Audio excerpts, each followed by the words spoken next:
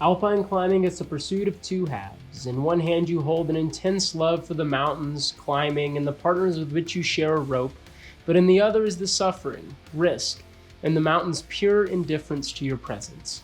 Their power is humbling and to be respected, as you were just a guest in their domain, praying for safe passage.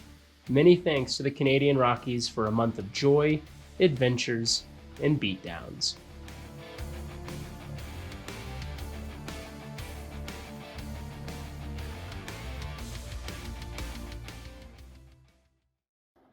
There's Noah racking up at the base of Polar Circus, going for a solo. We'll just see how it goes and feel out the ice as we get it.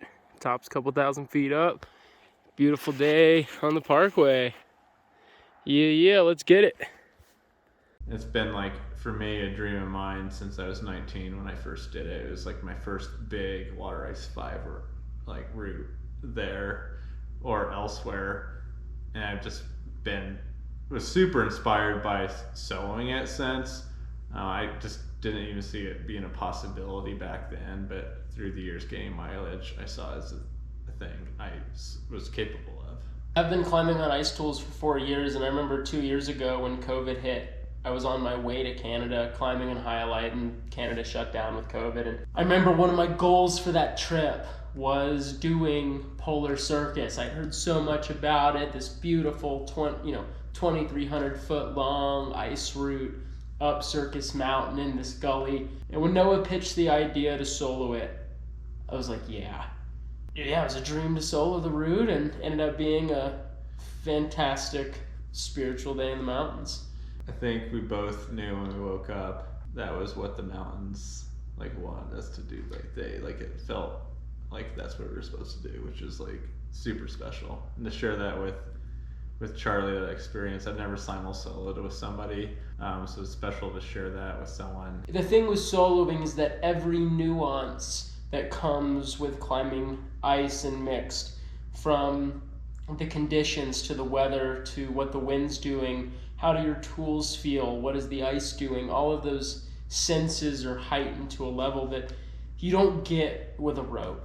To solo that much terrain and journey into the vertical coliseum of the mountains, it's something special. It makes it different. It's funny driving up, because most of my time when I solo, the drive is my really time to dive deep into my emotions and my drive of why I'm doing this, why I want to do this.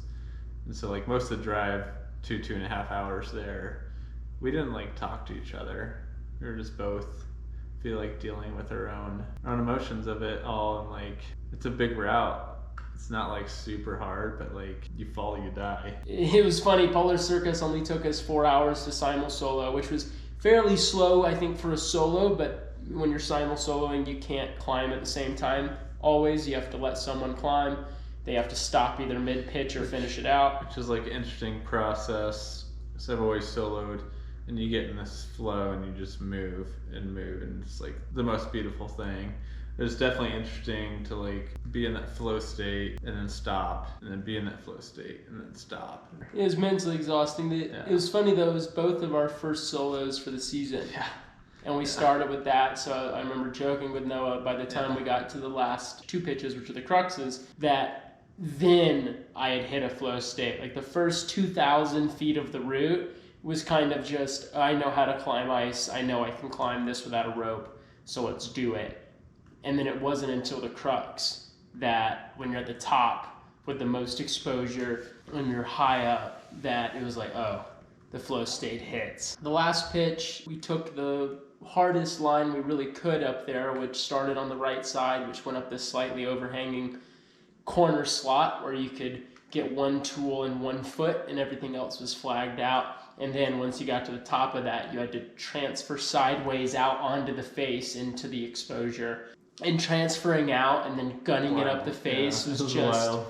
It was so beautiful, pure flow. And the balance with flow state is that it can't be too easy, because then you're on autopilot. Yeah. And it has to be dangerous enough that your brain has to focus that much. So it's this line of difficulty and risk, And on that last pitch, I felt like that flow was perfectly balanced of this is just hard enough, just exposed enough, just everything enough to hit that right mark. Yeah, and then I like followed that, got to the top, and Charlie was just sitting in that like semi-flat snow gully, just big smile on his face, and it was like, oh my god, just still play Circus. Like, oh, never forget that moment.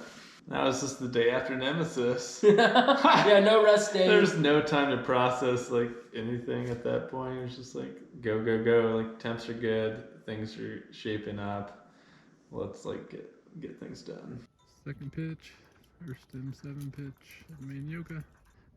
K2's west face right now. Yeah, might as well be. No, on pitch 4. That's not a good rock hold, bud.